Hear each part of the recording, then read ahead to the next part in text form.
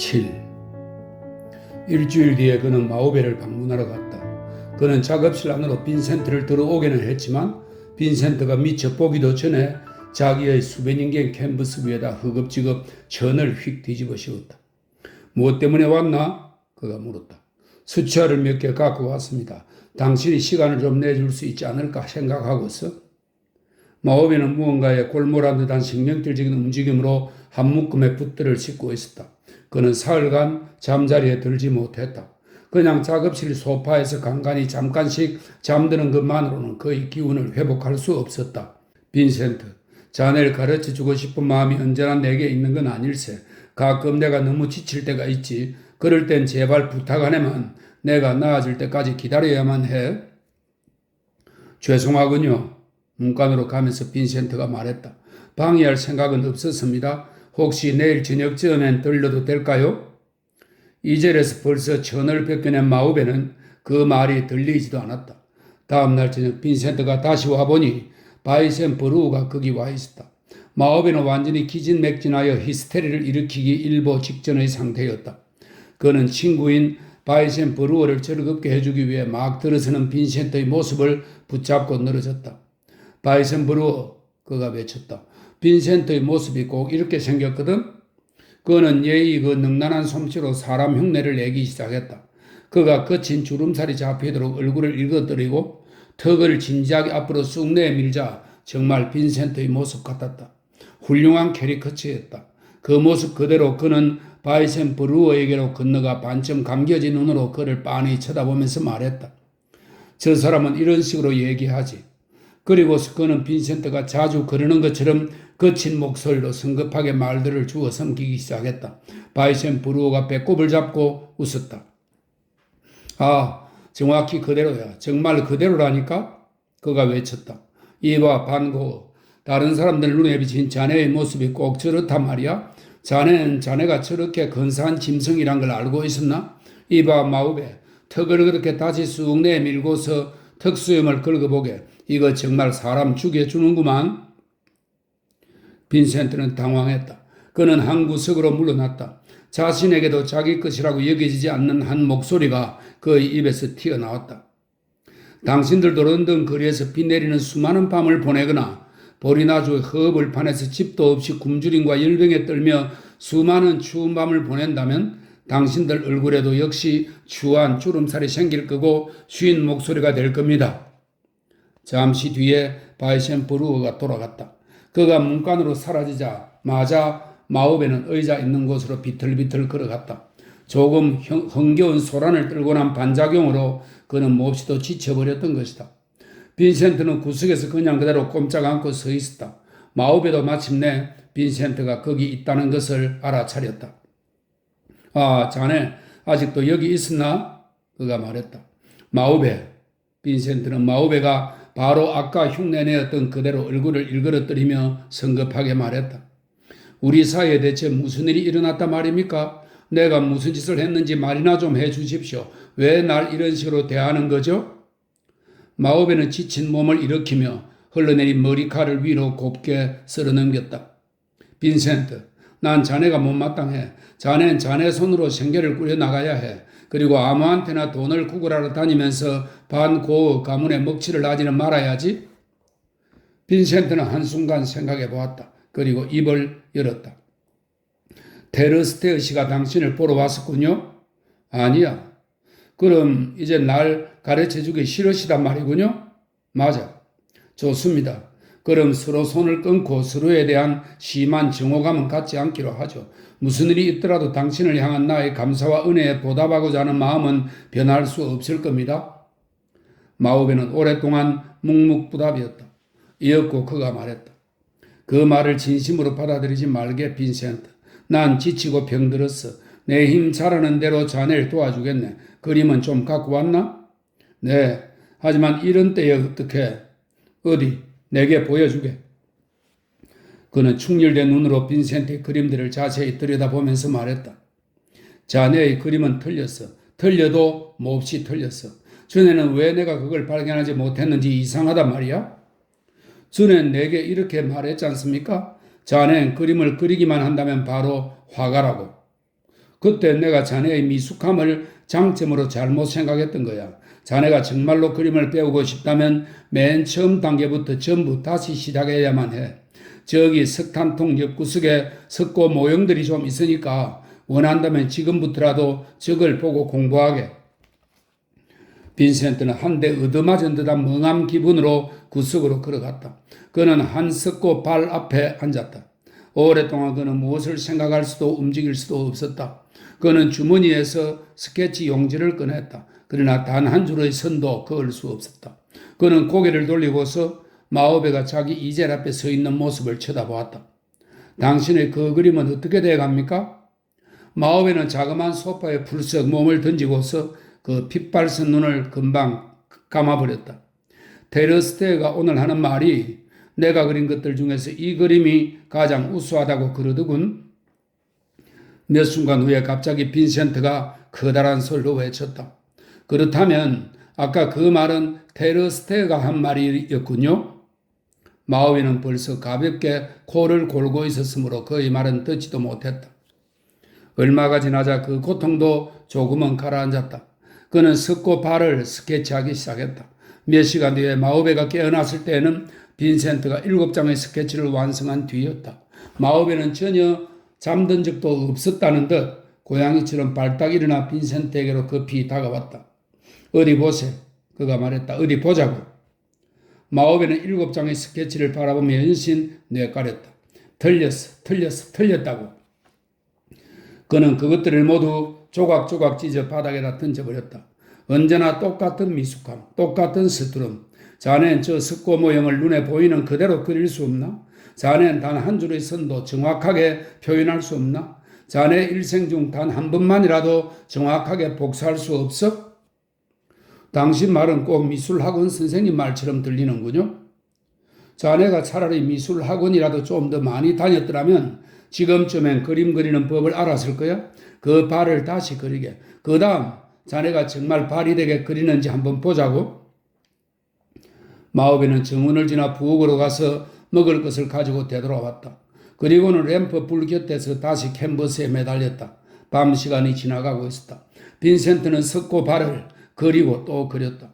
그리면 그릴수록 그는 자기 앞에 놓인 못마땅한 석고 모양에 대해 점점 더 혐오감이 솟아올랐다. 북쪽 유리창으로 새벽이 어렴풋이 스며들 무렵엔 그가 베낀 스케치들이 수없이 그 앞에 놓여 있었다. 온몸에 쥐가 나고 가슴이 메스꺼워져 그만 그는 일어나 버렸다.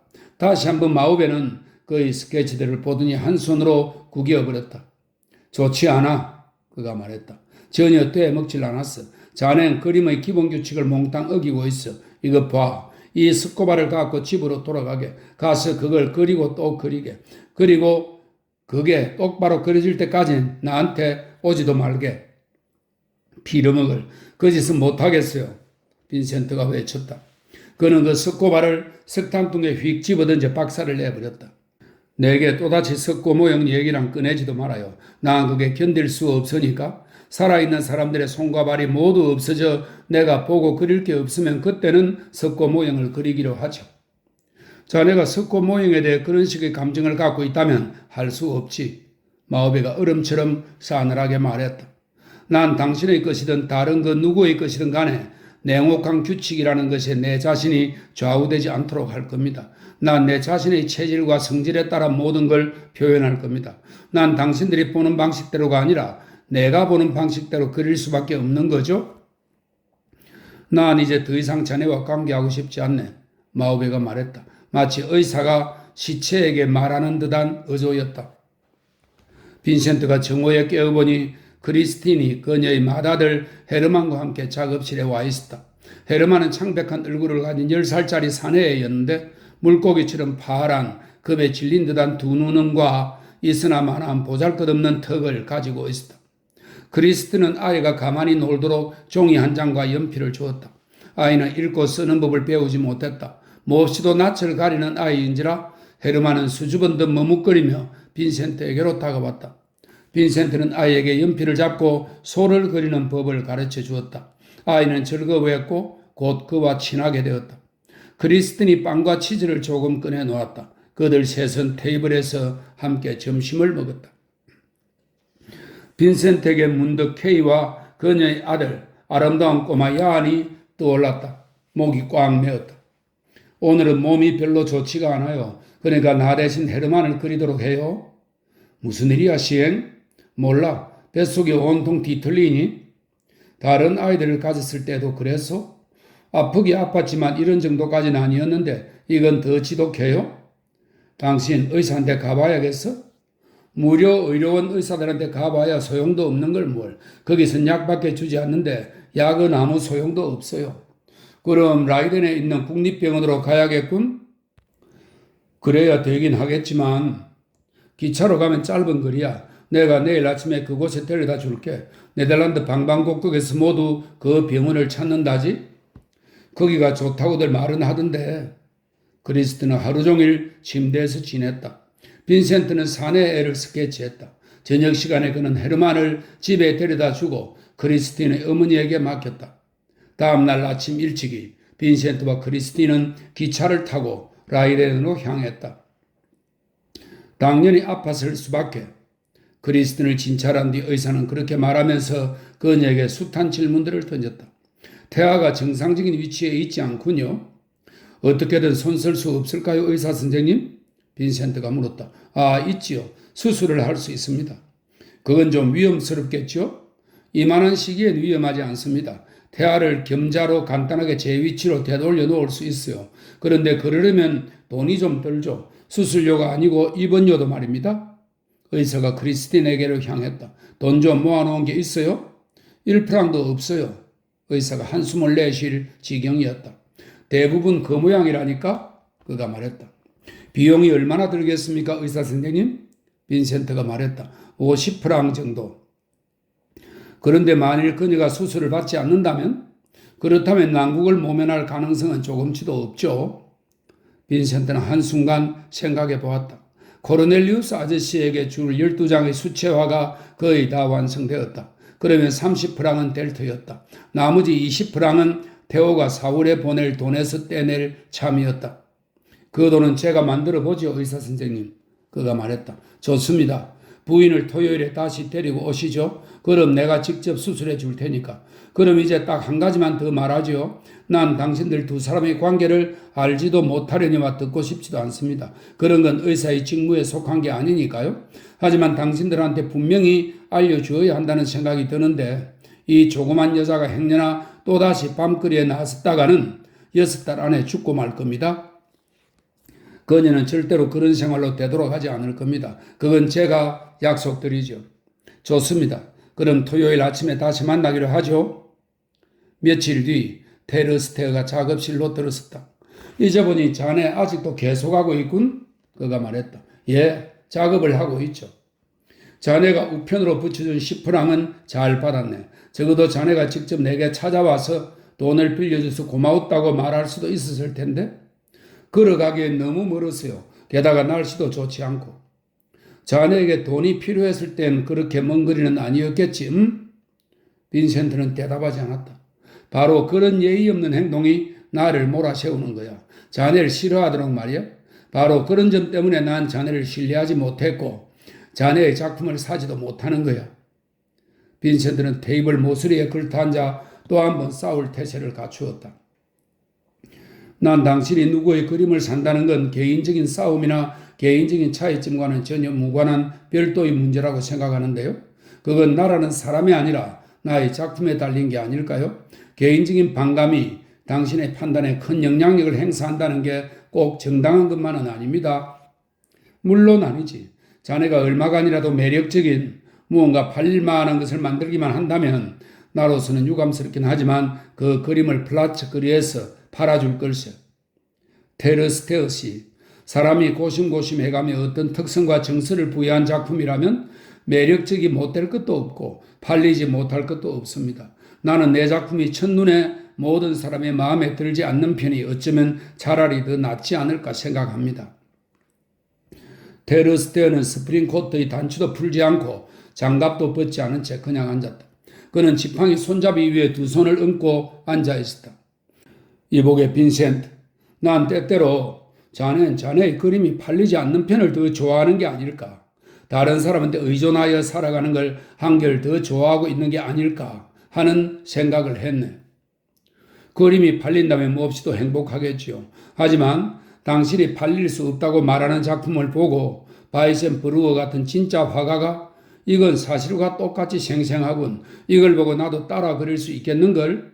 이라고 말할 때가 한층 더 행복합니다. 물론 돈이란 게 나한테는 큰 가치를 갖고 있고 더구나 지금과 같은 처지엔 더욱 그러하지만 그러나 내게 가장 중요한 일은 무언가 진지한 작품을 만드는 겁니다. 그건 데보크와 같은 부유한 사람에게는 해당될지도 모르지만 분명 자네에겐 해당되지 않는 말이야. 그림의 본질이란 존경하는 테르스테엇이 한 인간의 수입과는 별로 관계가 없습니다. 테르스테는 지팡이를 무릎 위에 가로놓고서 의자에 등을 기댔다. 자네 양친이 내게 편지를 보내면서 자네에게 도움을 줄 수 있는 일을 좀 해달라고 부탁하더군. 그래, 좋아. 내가 온전한 정신으로는 자네 그림을 살 수 없다 하더라도 자네에게 실제적인 조그만 충고는 해줄 수 있지. 자넨 옷이라고 할 수도 없는 그런 넝마 같은 옷을 입고 다니면서 자네 자신을 망쳐놓고 있어.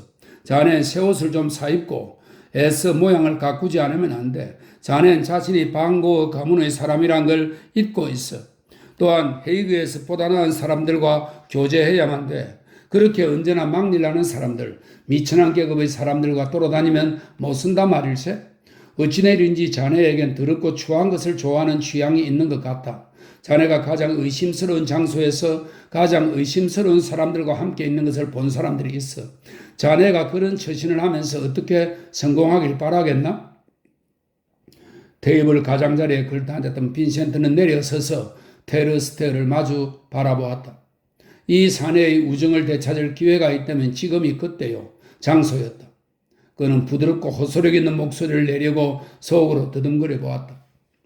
테르스테엇이 저를 도와주시려 하시니 고맙습니다. 그리고 저는 거기에 대해 그 방법을 아는 대로 진지하고 성실하게 보답하려 합니다. 그런데 제가 옷을 사입을 단돈 1프랑의 여유도 없고 돈을 벌 방법도 없는데 어떻게 옷을 잘 입고 다닐 수 있겠습니까? 부둣가 뒷골목 시장 대합실 술집을 어슬렁거리는 건 그건 분명 즐거운 소일거리는 아닙니다. 화가에게 말고는 말입니다. 화가란 그 나름대로 매력적인 숙녀들이 있는 파티보다는 오히려 가장 더러운 곳에 가고 싶어하는 사람들이죠. 그런 곳에는 그릴 것들이 있으니까 말입니다. 소재를 찾아다니고 막일하는 사람들 가운데 살면서 현장에서 실물을 보고 그린다는 일은 거친 작업이고 때로는 더러운 작업일 수도 있습니다. 그러니 셀즈맨 같은 거동이나 복장은 내겐 어울리지 않아요. 아니, 비싼 물건을 팔아 돈을 벌기 위해 점잖은 숙녀나 부유한 신사들과 얘기할 필요가 없는 다른 그 어떤 사람들한테도 그런 건 어울리지 않습니다. 게스트 거리에서 흙구덩이의 흙을 파는 사람들을 그리는 게 내겐 제격에 맞는 그 일입니다. 요즘도 하루 종일 그렇게 하고 있지만 그런 곳에서는 나의 추한 얼굴과 더러운 옷이 주위 환경과 아주 딱 들어맞게 어울리고 자연스럽게 즐거움을 가지고 일할 수 있으니까요.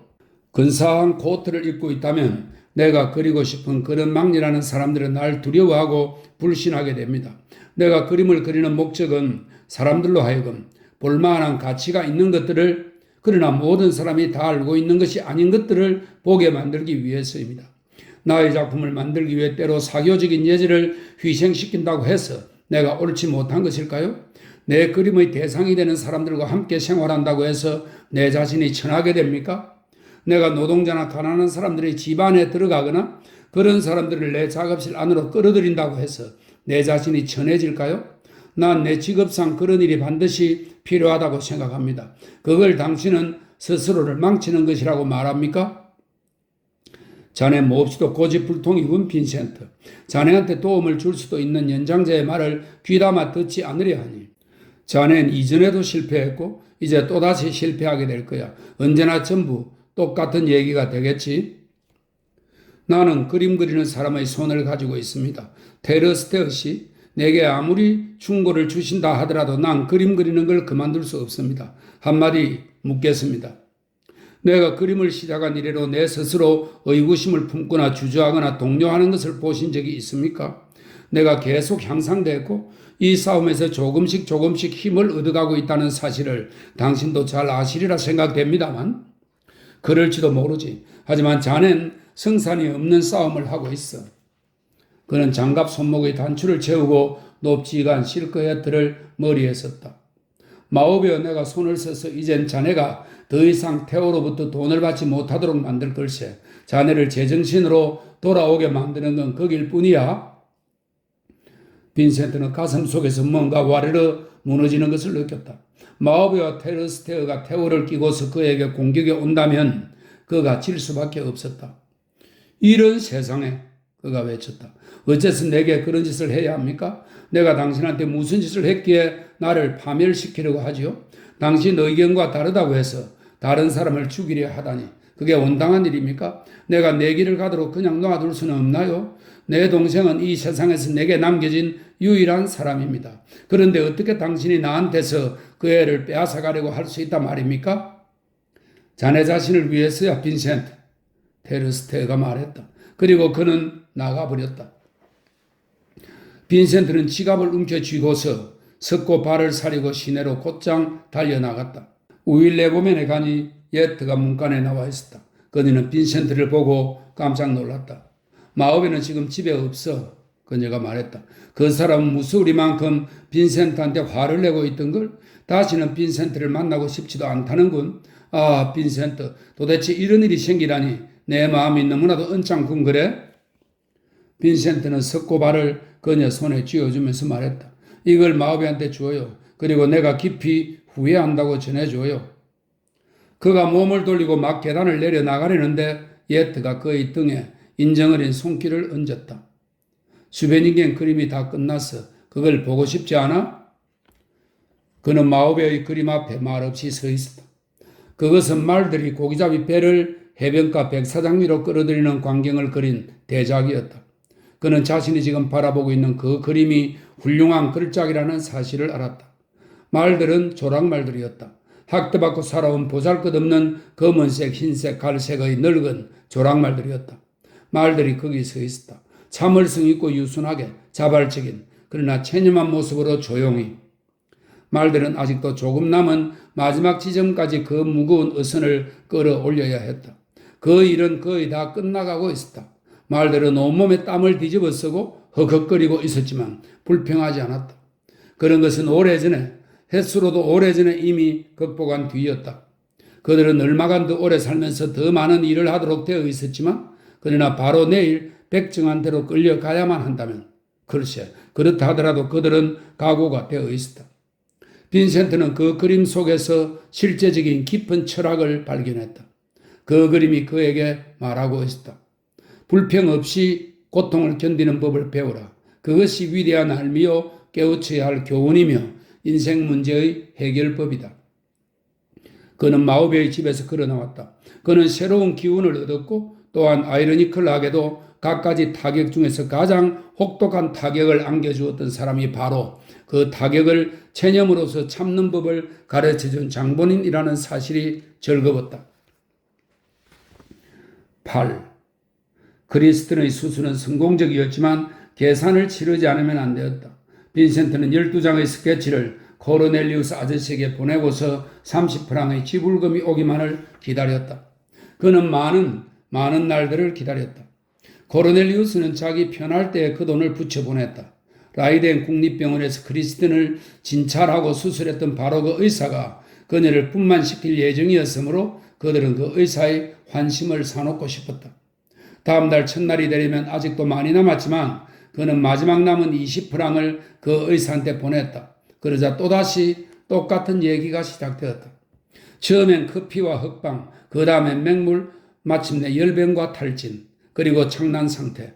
크리스틴은 자기 집에서 밥을 먹고 지냈지만 조금이라도 떼내어 빈센트에게 가져다 줄 게 아무것도 없었다. 막다른 궁지에 다다르자 빈센트는 침대에서 기어나와 심한 안개 속을 뚫고 어느덧 바이센브루어의 작업실로 발길을 옮기고 있었다. 바이센브루어는 상당한 돈을 가지고 있었지만 금소한 생활을 신봉하는 사람이었다. 4층에 있는 그의 아틀리에에는 북쪽 천장에 큼직한 채광창이 있었다.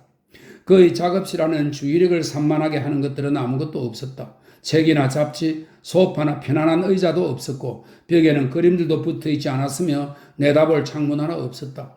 그의 작업에 필요한 도구들 외에는 아무것도 없었다. 심지어 손님이 앉을 여분의 의자 하나 없었다. 그래야 사람들이 접근하지 못하기 때문이었다. 아, 자네군 그래? 그는 투덜거리면서 붓을 내려놓지도 않았다. 자기는 거리낌 없이 다른 사람의 작업실로 찾아가 일을 방해하면서도 누군가 자기에게 귀찮게 굴 때에는 함정에 빠진 사자처럼 저기를 드러내는 것이었다. 빈센트는 자기가 찾아온 까닭을 설명했다.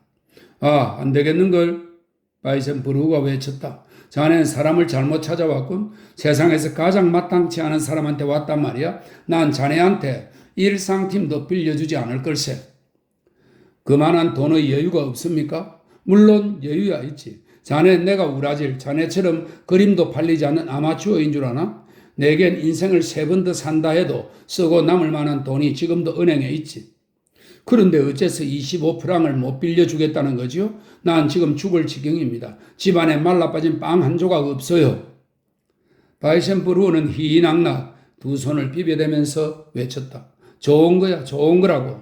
자네한테는 바로 그런 게 필요해. 자네에겐 굉장히 좋은 일이야. 언젠가는 자네도 화가가 될 수 있을 거야. 빈센트는 맨벽에다 등을 기댔다. 어디에 기대지 않고는 제대로 서 있을 힘도 없었다. 굶고 지낸다는 게 뭐가 그리 굉장히 좋은 일입니까?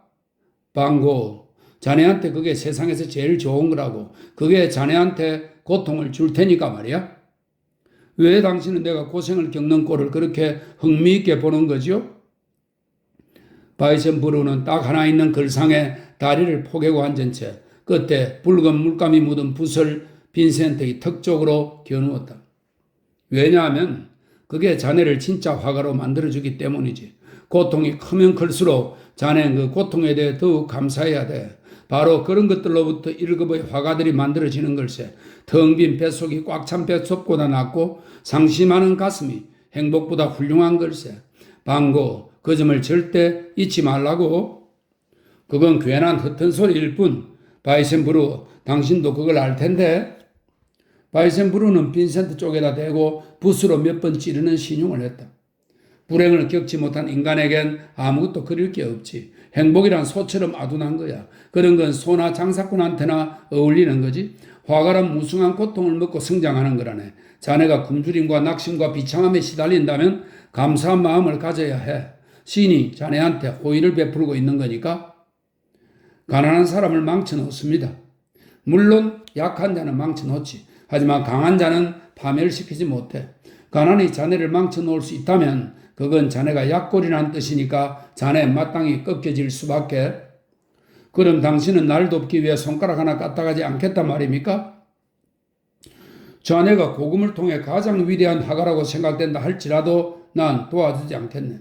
굶주림과 고통에 의해 죽음을 당할 만한 인간이라면 애초에 구해줄 가치도 없겠지. 이 세상에서 살아남는 화가들이란 오직 자기가 하고자 하는 말을 다 마칠 때까지는 신도 귀신도 죽일 수 없는 사람들 뿐인 걸세. 하지만 난 몇 년째 굶주려 왔습니다. 머리를 덮을 지붕 하나 없이 거의 맨 몸뚱이로 비와 눈 속을 헤매고 다녔지요. 병과 신일에 시달리면서 버림받은 채. 난 이제 그런 것들로부터 더 배울 게 없습니다. 자네는 아직 고통의 표면만을 스쳤을 뿐이야. 자네는 이제 비로소 시작하는 사람이야. 내 말을 잘 들으라고. 이 세상에서 무한한 것은 오직 고통밖에 없어. 자, 이제 집으로 달려가서 연필을 잡으라고.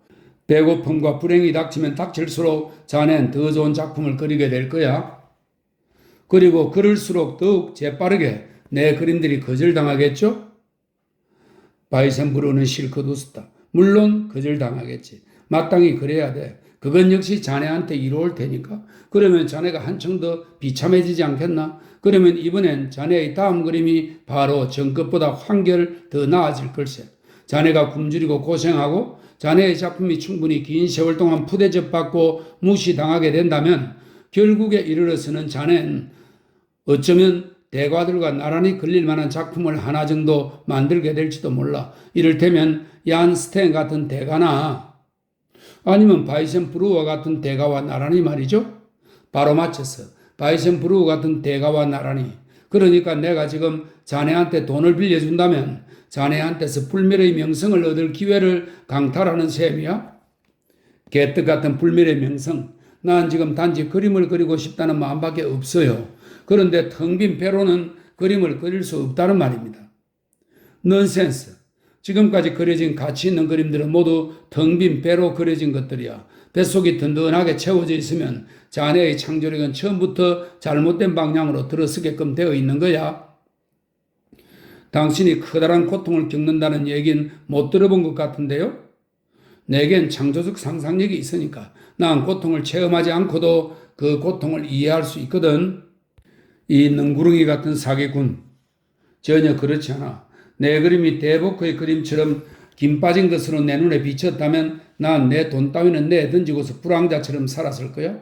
그런데 마침 요행이도 내겐 정확한 고통의 기억이 없어도 정확한 고통의 환상을 창조할 수 있는 능력이 있거든. 바로 그런 것 때문에 내가 위대한 화가인 걸세.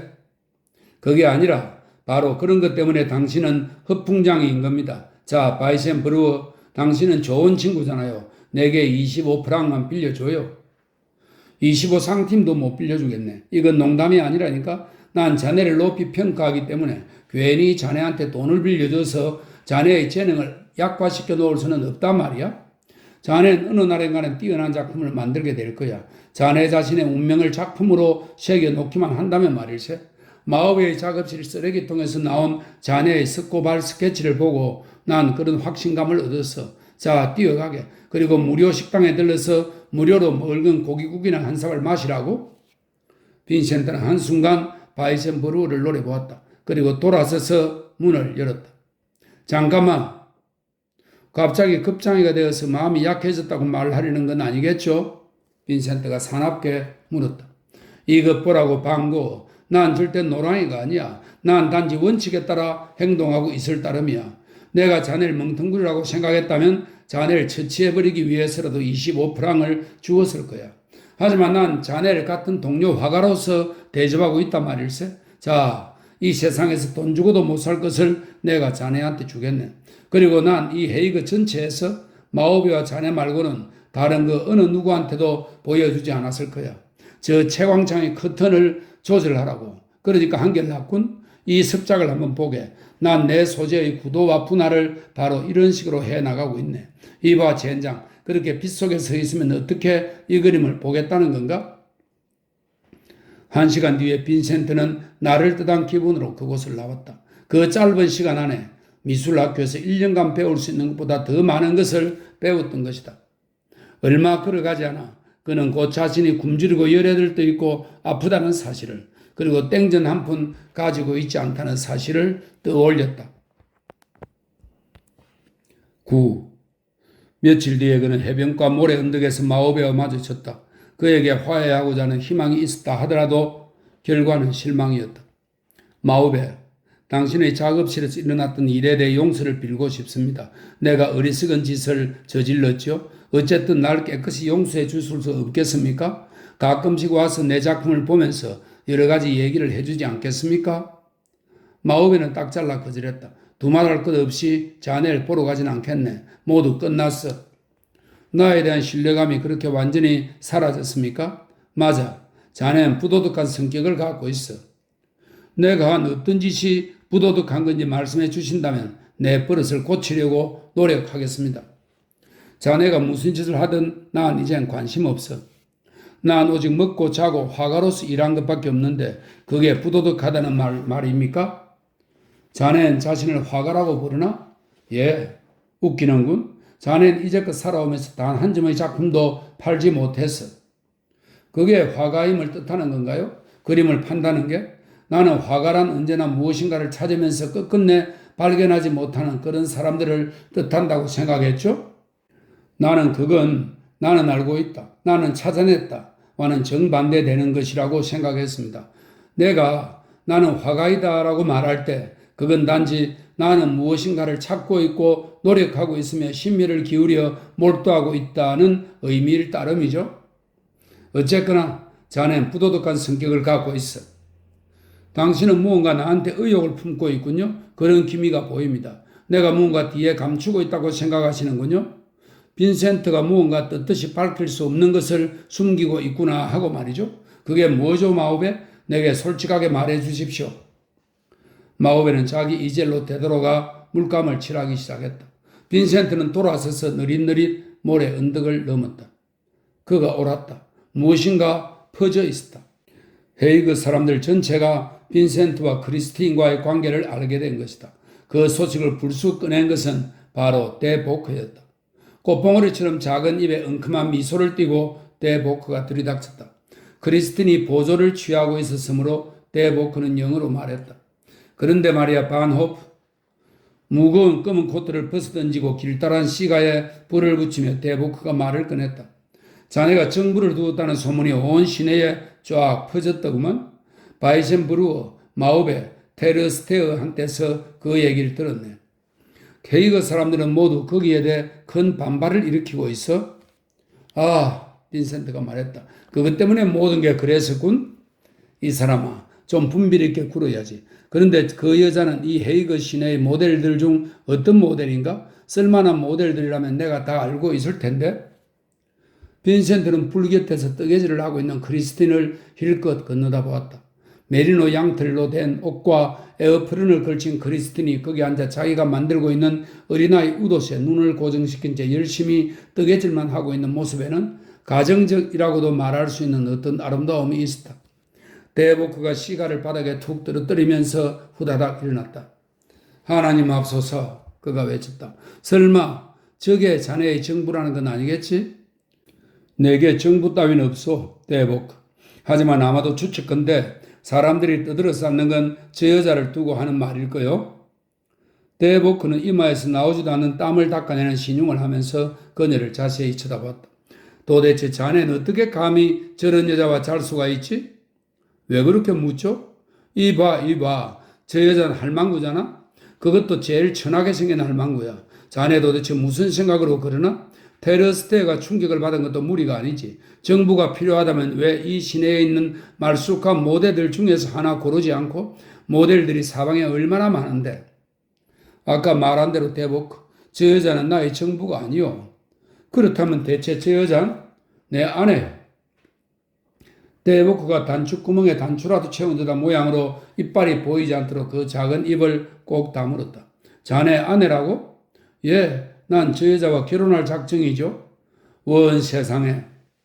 데보크는 공포와 혐오감이 뒤섞인 시선으로 다시 한번 마지막으로 크리스틴을 힐끗 쳐다보고서는 모자도 쓰지 않은 채 달아나 버렸다.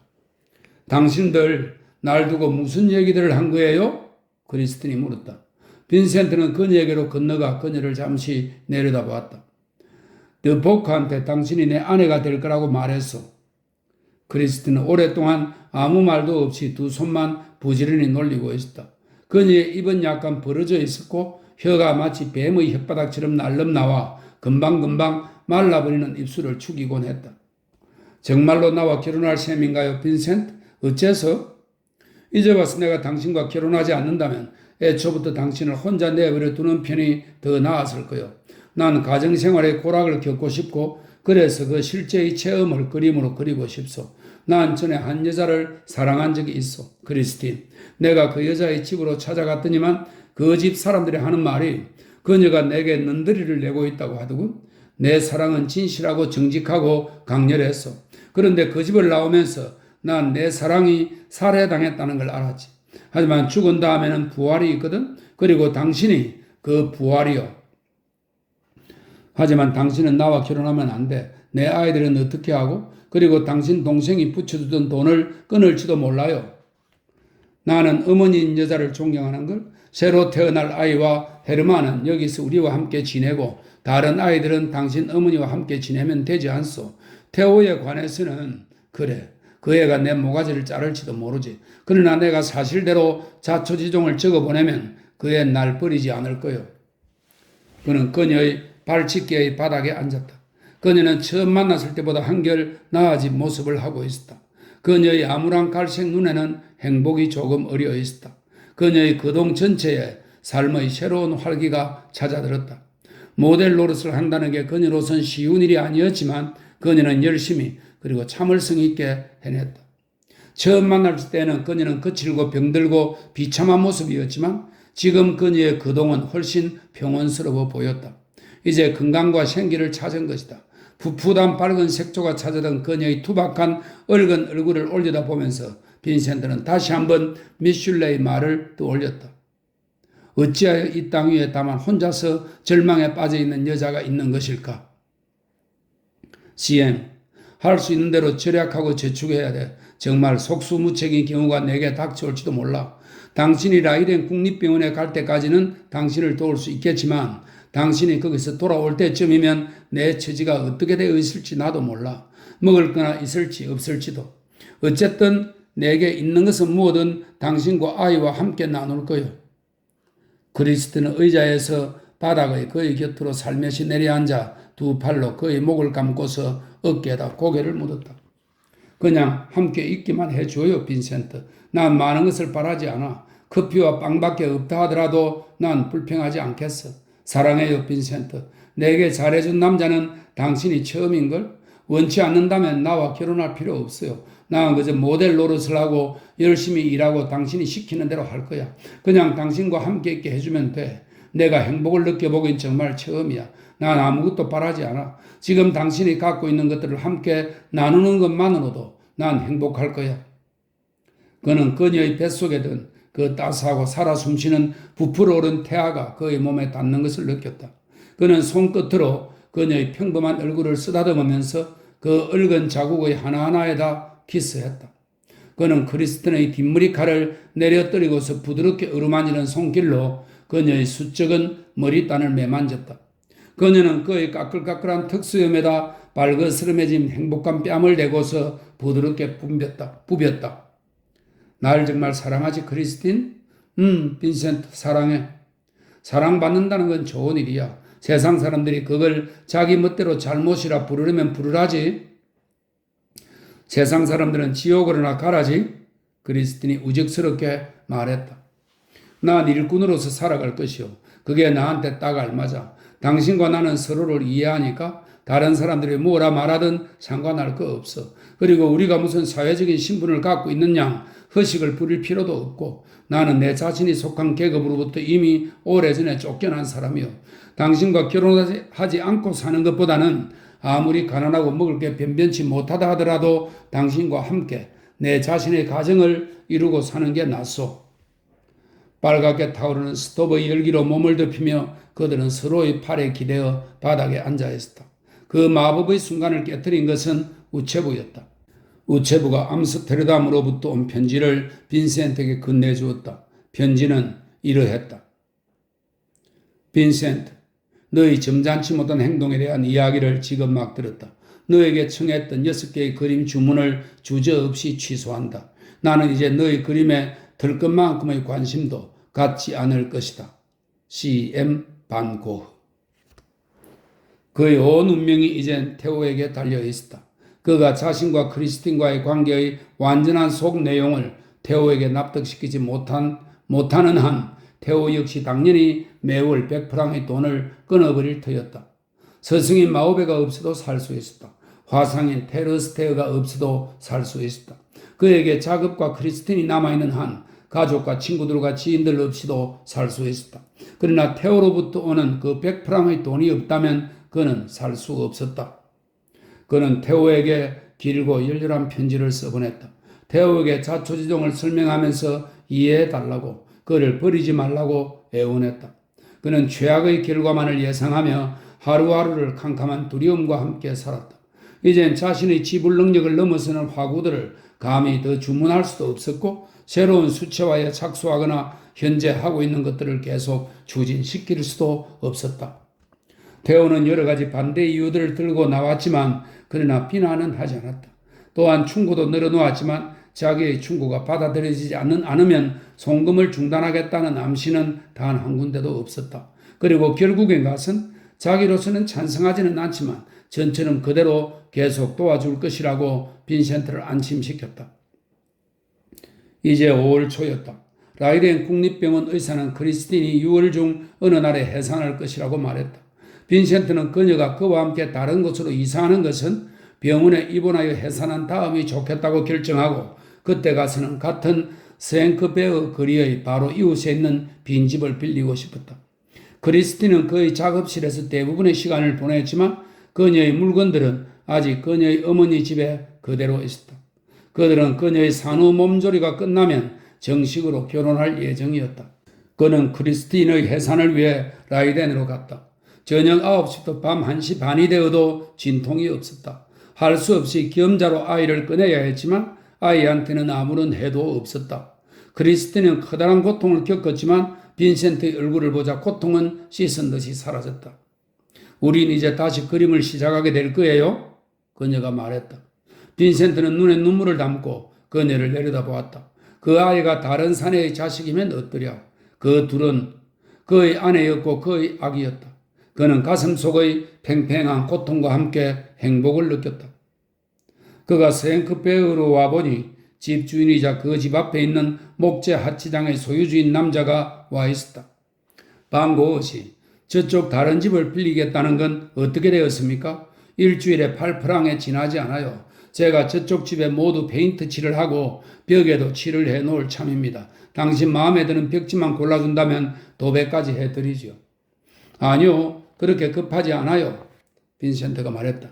내 아내가 돌아올 때를 위해 새 집을 빌렸으면 좋겠지만 우선은 내 동생한테 먼저 편지를 보내봐야 됩니다. 글쎄, 어쨌거나 무슨 벽지를 바르긴 발라야 하니까 가장 당신 마음에 드는 걸로 골라보십시오. 그리고 당신이 저 집을 빌리지 않는다 하더라도 괜찮습니다. 태호는 서너 달 전부터 이웃에 있다는 그 집에 대해서 얘기를 들어오던 터였다.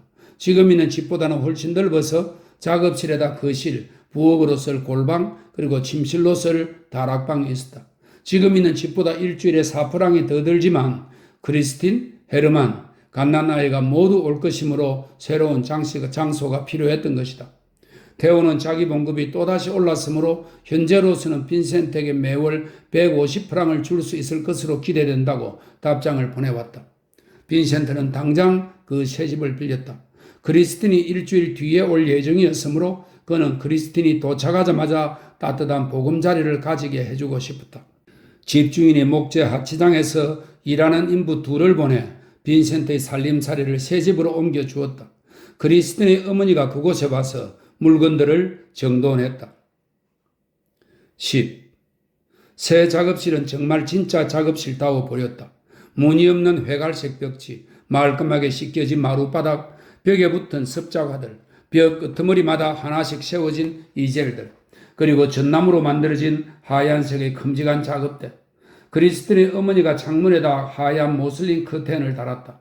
작업실과 이웃에 있는 골방에다 빈센트는 화판들과 종이첩, 목판화들을 모두 보관해 두었다. 한 구석에 있는 벽장에는 갖가지 병, 항아리, 책들을 두었다. 그 실에는 테이블 하나, 식탁용 의자 몇 개, 오일 스토브 하나, 그리고 크리스틴이 앉을 버들가지로 엮어 만든 큼직한 의자가 창문 옆에 놓여 있었다. 그는 그 의자 옆에 녹색 덮개가 씌워진 자그마한 철제 요람을 가져다 놓고 그 위에다 렘브란트의 애칭을 걸어 놓았다. 그것은 두 여자가 요람 옆에 앉아 있고 그중 한 여자는 촛불에 비추어가며 성경을 읽고 있는 모습을 그린 것이었다. 그는 부엌에 꼭 있어야 될 것들을 모두 갖추어 놓았다. 그래서 이제 크리스틴이 들어오면 그녀가 10분 안에 저녁을 만들어낼 수도 있을 것이었다. 그는 태호가 자기들을 방문할 때에 대비하여 여분의 나이프와 포크와 스푼, 접시를 사놓았다. 다락방에는 그와 그의 아내가 쓸 커다란 침대를 들여놓고 이제껏 사용해온 아직 괜찮은 상태인 헌 침대와 침구도 들여놓아 헤르만이 사용하도록 했다. 그는 크리스틴의 어머니와 함께 집과 해초와 용잇을 사들여 다락방에서 둘이서 손수 매트리스를 만들었다. 크리스틴이 퇴원할 때 그녀를 치료했던 그 의사와 병동 간호원과 수간호원이 모두 그녀에게 작별 인사를 하러 왔다. 빈센트는 크리스틴이 진지한 사람들에게서는 동정과 사랑을 받을 수도 있는 여자라는 사실을 전보다 더욱 확실하게 깨달았다. 그녀가 좋은 대접을 한 번도 받지 못했으니 어떻게 그녀가 좋은 여자가 될 수 있었겠는가? 그는 속으로 중얼거렸다. 크리스틴의 어머니와 헤르만이 그녀를 맞으러 생크베어로 와 있었다. 그것은 기쁨에 넘친 귀가였다. 빈센트는 그녀에게 새로운 보금자리에 대해 한마디도 알려놓지 않았던 것이다. 그녀는 뛰어다니면서 여러 가지 물건들을 만져보았다. 아기 요람과 안락의자와 창밖으로 난 창턱에 빈센트가 얹어놓은 화분들을, 그녀는 생기에 차 있었다. 그 의사 선생 무척 재미있는 사람이던 걸 그녀가 외쳤다. 글쎄, 나들어 당신 독한 술을 좋아하지요? 담배도 피울 줄 알고? 라고 묻잖아. 그래서 내가 그렇다고 대답하니까 내가 왜 물어봤느냐 하면 그런 걸 끊을 필요가 없다는 걸 알려주기 위해서요. 하지만 식초나 후추, 겨자 등은 음식에 넣어 먹지 말아야 합니다. 그리고 적어도 일주일에 한 번은 고기를 먹어야 하고 라고 말하는 게 아니겠어요? 그들의 침실은 벽에 굽돌이 널이 되어진 까닭에 흡사 배의 화물창을 방불케 했다. 날마다 빈센트는 철제 요람을 밤에는 다락방에다 올려놓고 아침에는 다시 거실에 내려놓아야 했다. 몸이 아직 약한 탓에 크리스틴이 할 수 없는 일들은 빈센트가 도맡아 해야 했다. 침대를 손보고 불을 피우고 무거운 물건들을 들어 옮기고 청소를 해야 했다. 그는 크리스틴과 두 아이들과 더불어 오래전부터 함께 살아온 듯한 그리고 자신이 자신의 본분을 다하고 있는 듯한 기분이었다. 수술의 고통이 아직 가시지는 않았지만 그녀에겐 새로운 활기와 새로운 원기가 찾아들고 있었다. 빈센트는 처음 느끼는 마음의 평온과 함께 다시 작업을 시작했다. 자신의 가정을 가진다는 것, 그리고 주위에서 한 가족의 부산스러움과 단란함을 느낄 수 있다는 것은 참으로 좋은 일이었다. 크리스틴과 함께 사는 생활이 그에게 작업을 계속할 용기와 힘을 주었다. 테오가 자신을 버리지만 않는다면 이제 자신은 훌륭한 화가로 발돋움할 수 있다는 확신이 생겼다. 보리나주에서 그는 신을 위한 노예 생활을 했다. 그러나 이곳에는 새롭고 좀 더 현실적인 신, 단 한마디로 표현될 수 있는 종교가 있었다. 한 노동자의 모습, 일구어진 들판의 밭이랑 모래, 바다, 하늘 등은 종교적이라 할 만큼 진지한 소재들이었으며 또한 그 뒤에 숨겨진 시들을 표현하는 일에 자신의 온 삶을 바칠 가치가 있을 만큼 아주 어려운 그러나 동시에 지극히 아름다운 소재들이었다. 어느 날 오후 모래 언덕에서 집으로 돌아오다가 그는 집 앞에서 테르스테어와 마주쳤다. 다시 만나게 되어 반갑군. 테르스테어가 말했다. 자네가 어떻게 지내고 있는지 한번 와서 물어봐야겠다고 생각했었지. 빈센트는 테르스테어가 일단 집 안으로 들어서기만 하면 분명 터져 나오고야 말 폭풍우가 두려웠다. 그는 힘을 내기 위해 거리에 그냥 선 채 몇 분 동안 테르스테어와 가벼운 얘기들을 주고받았다. 테르스테어는 다정하고 쾌활했다. 빈센트는 몸이 떨렸다. 두 사람이 집 안으로 들어섰을 때 크리스트는 버들가지로 엮은 의자에 앉아 아이에게 젖을 먹이고 있었다. 헤르만은 스토브 옆에서 놀고 있었다. 테르스테어는 아주 오랫동안 그들을 우두커니 바라보았다. 이윽고 입을 연 그는 영어로 이야기했다. 저 여인과 아이는 대체 뭔가? 크리스티는 내 아내이고 저 아이는 우리들의 아이입니다. 저 여자와 실제로 결혼했나? 아직 결혼식은 치르지 않았죠. 그걸 물어보시는 거라면 자네는 도대체 어떻게 저런 여자와 아이들과 살 생각을 감히 할 수? 남자란 의뢰 결혼하는 거 아닙니까? 하지만 자네는 돈이 없잖아. 자네는 자네 동생의 돈으로 먹고 살고 있자는가 말일세? 천만에요. 테오가 내게 월급을 주는 셈이죠. 내가 그리는 작품은 뭐든 그 애의 소유가 될 테니까요. 언젠가는 그 돈이 그 애한테로 되돌아갈 겁니다. 자네 미쳤군? 이건 분명히 병적인 마음과 병적인 기질 때문에 생기는 일이야. 인간의 행동이란 테르스테엇이 그림 그리는 일과 상당히 흡사하지요. 눈의 위치를 옮김에 따라 조망 전체가 변화합니다. 그러니까 그건 대상에 달린 게 아니라 그 대상을 바라보는 사람의 눈에 달린 겁니다. 내가 자네 부친한테 편지를 해야겠군. 편지로 이 사건을 처음부터 끝까지 다 알려야겠어. 제 양친이 당신으로부터 붕괴참 편지를 받고 그 바로 조금 뒤에 나로부터 비용은 제가 될 테니까 이곳에 한번 오시라는 부탁의 편지를 받는다면 일이 좀 우스꽝스럽지 않겠습니까? 자네가 직접 편지를 쓸 심산이란 말인가? 어떻게 그렇게 물어보실 수 있습니까? 저는 당연히 그럴 겁니다. 하지만 당신도 이 점은 인정하시겠지만 지금은 몹시 적절치 않은 때입니다. 아버님이 누에넨에 있는 목사관으로 옮겨가는 와중이니까요. 또 내 아내도 지금은 조금만 불안하거나 긴장해도 곧 죽어버릴지도 모를 상태입니다. 그렇다면 물론 내가 편지를 쓰진 않겠네. 이보게, 자네는 스스로 물에 빠져 죽고 싶어하는 사람만큼이나 어리석은 사람이야. 난 단지 거기서 자네를 구해주고 싶은 마음뿐이네. 당신의 뜻을 의심하는 게 아닙니다. 그리고 바로 그 때문에 당신의 말에 애써 화를 내지 않는 거죠. 하지만 이런 식의 대화는 제게는 몹시도 불쾌해 합니다. 테르스테어는 낭패스러운 얼굴 표정으로 가버렸다. 바깥 세상으로부터 그들에게 처음으로 진짜 한 방을 먹인 것은 바이센버루어였다. 어느 날 오후 그는 빈센트가 아직 살아있는지 보려고 예사롭게 찾아들었다. 이 봐, 그가 말했다. 이제 부디 자네 25프랑 없이도 그럭저럭 잘 살아가고 있구먼. 물론 어때? 내가 자네의 응석을 받아주지 않았던 게 오히려 다행스럽지 않나? 마오비의 집에서 파티가 있었던 그날 밤에 내가 당신에게 처음 했던 말이 아마도 빌어먹을 이었던 것 같은데 당신에게 다시 한번 그 말을 되풀이해야겠군요. 계속 그런 식으로 버티면 자네는 또 제2의 바이센브루가 될 거야. 자네는 진짜 남자다운 남자가 될 소질을 갖고 있어. 그런데 어째서 나를 자네 정부에게 소개해주지 않는 건가? 아직 그런 영광을 얻지 못했는데? 괴롭히려면 마음대로 날 괴롭혀요. 바이센브루어. 하지만 그녀는 건드리지 마십시오. 그리스도는 푸른 덮개가 씌워진 아기 요람을 흔들어주고 있었다. 자신이 웃음거리가 되고 있다는 사실을 눈치챈 그녀가 고통스러운 얼굴로 빈센트를 올려다보았다. 빈센트는 크리스틴과 아이한테로 건너가 보호하려는 듯 그들 곁에 서 있었다. 바이센브루어는 그 세 사람의 무리를, 그 다음에는 요람 위에 걸린 렘브란트의 그림을 바라보았다. 야, 그가 탄성을 질렀다. 당신들 세 사람이 아주 놀라운 모티브가 되겠는걸. 당신들 세 사람을 그리고 싶군. 그리고서 거기에다 성가족이라는 이름을 붙이겠어? 빈센트는 욕설을 퍼부으며 바이센버루어를 뒤쫓아 내달았지만 바이센버루어는 이미 무사히 문간을 빠져나갔다. 빈센트는 식구들한테로 되돌아왔다. 렘브란트의 그림 옆으로 작은 거울이 벽에 걸려 있었다. 힐끗 거울을 올려다본 그의 눈에 거기에 비친 세 사람의 모습이 들어왔다. 끔찍하고도 싸늘하게 얼어붙은 듯한 그 명징한 한순간에 그는 바이센버루어의 눈을 통해 볼 수 있었다. 한 사생아와 한 매춘부와 그리고 한 자성꾼의 모습을. 그 사람이 우리를 보고 뭐라고 부른 거예요? 크리스틴이 물었다. 성가족. 그게 뭔데? 마리아와 예수와 요셉을 그린 그림이지? 그녀의 두 눈에 눈물이 솟구쳐 올라왔다. 그녀는 갓난아이의 옷에 얼굴을 묻었다. 그는 아기 요람 옆에 무릎을 꿇고서 그녀를 위로해 주었다.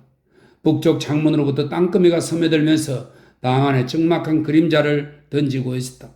그들 세 가족 중의 일원이 아닌 듯 그는 다시 한번 조연한 눈으로 그들 세 사람의 모습을 바라볼 수 있었다. 그리고 이번에는 그 자신의 마음의 눈으로 그것을 바라볼 수 있었다. 울지 마, 시엔. 그가 말했다. 울지 마, 자. 고개를 들고 눈물을 닦아요. 바이센버루어의 말이 옳았어.